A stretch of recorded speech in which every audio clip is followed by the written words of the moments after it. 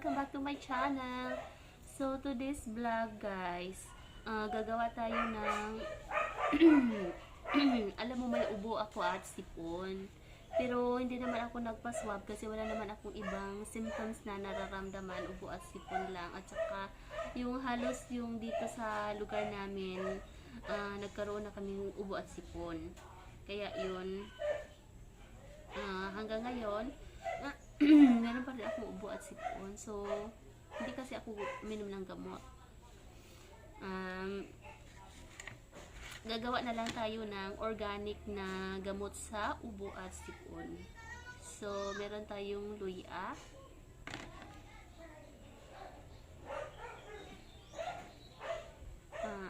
Daming aso doon sa kapitbahay namin. Balatan lang natin yung luya guys. Ang daming aso doon sa kapitbahay namin, may K9 sila, sana all. May K9 sila kasing kapitbahay namin, ano yun eh, sundalo. Hindi lang guys ha, pakita ko lang sa inyo yung ano natin, ingredients. Ayan guys.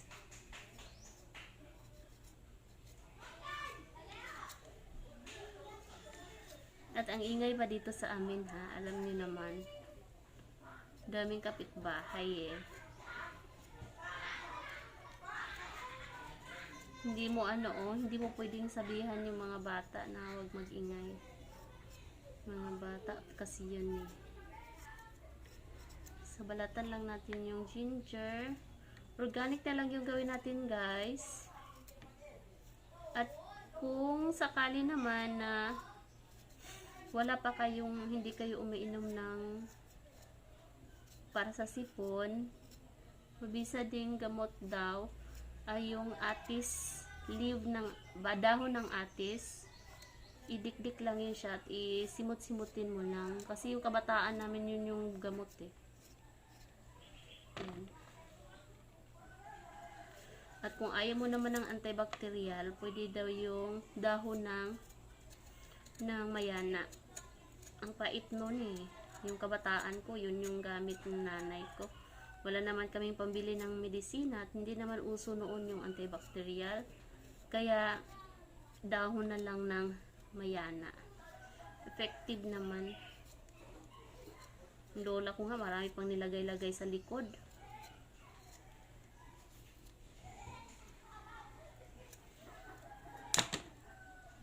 Para maano lang yung ubo.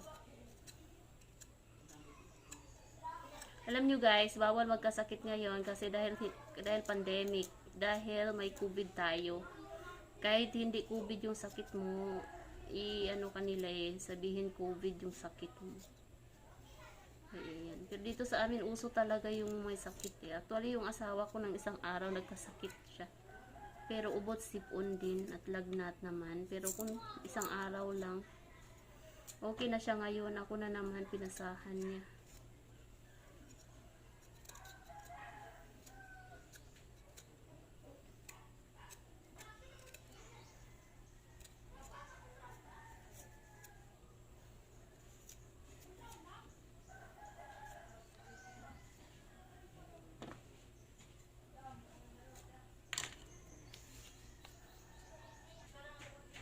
Yan guys, tapos na natin balatan, idikdik na natin, dikin na natin.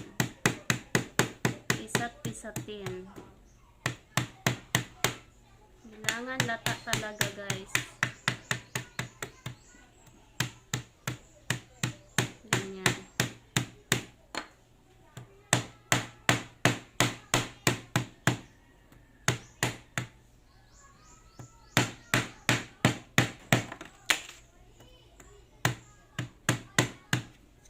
Tapos hiwa-hiwain pa natin guys. Para lahat talaga ng espeso siya. Espeso. Yan.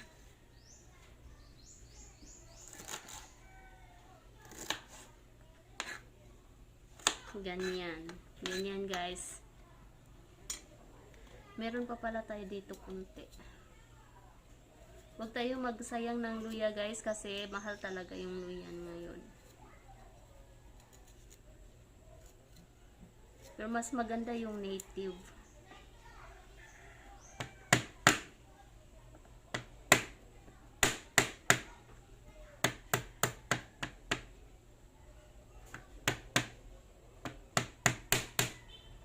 Yan guys.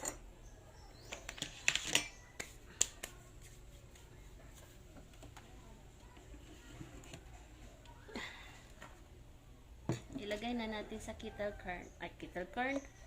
Sa kettle. Lagay na natin sa kettle.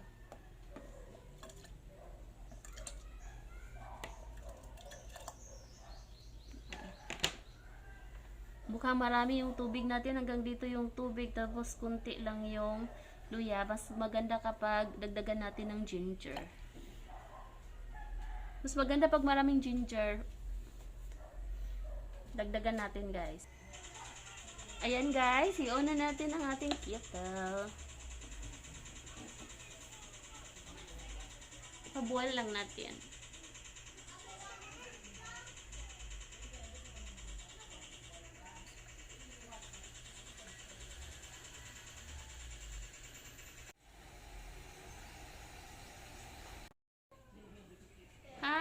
Ayan guys, tapos na.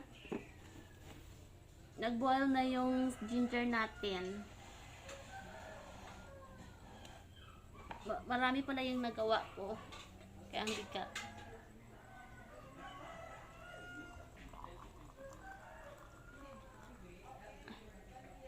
Para na to sa buong araw.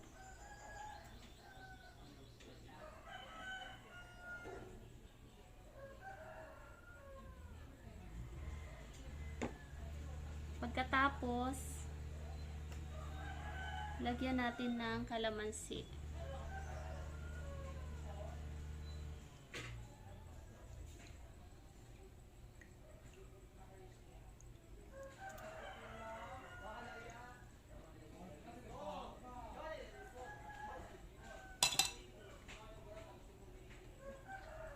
Dalawang piraso ng calamansi, guys.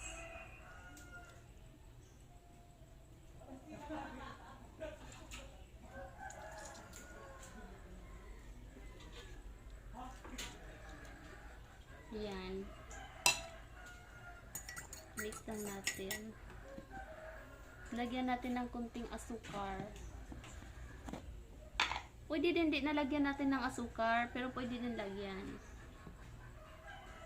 Optional lang to guys. Kunti lang para meron lang siyang lasa.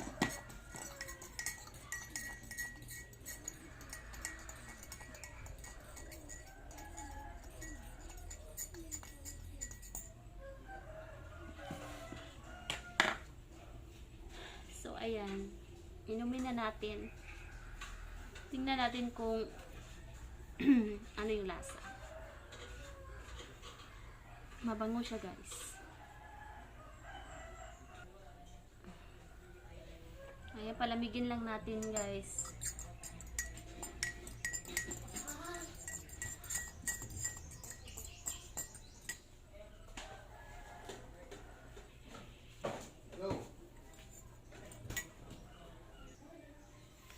Before tayo kakain sa umaga guys, inumin muna natin to habang wala pang laman yung tiyan natin.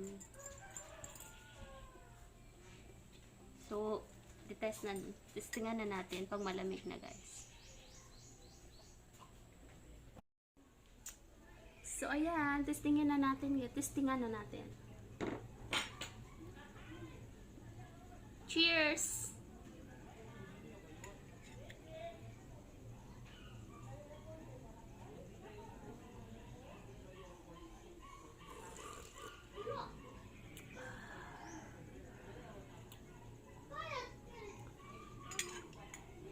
Masarap guys.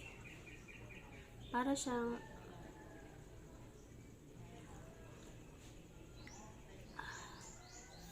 yung kahang niya, pupunta siya dito sa lalamunan. Tapos may lasang calamansi, lemon pa. Tapos may kunting sugar. Ang sarap niya. Tingnan mo yung kulay.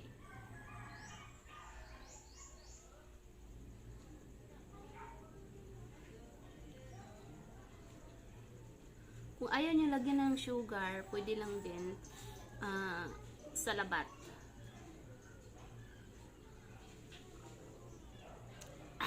Ang init.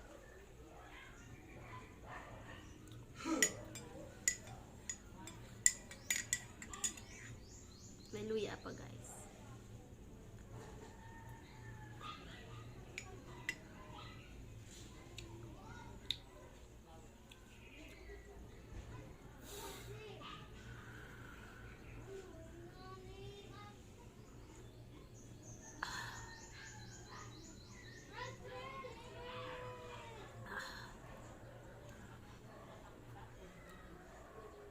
Ang init.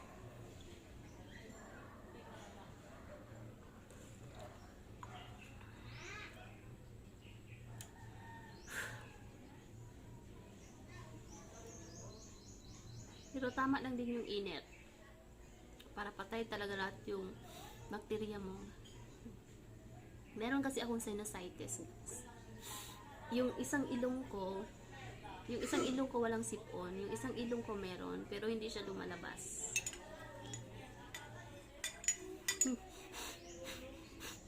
Hindi lumalabas yung sipon, sa loob lang siya.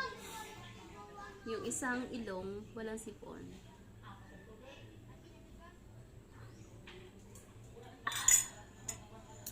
See you for the next video, guys. Thank you for watching.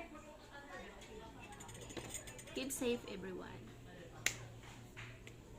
Bye.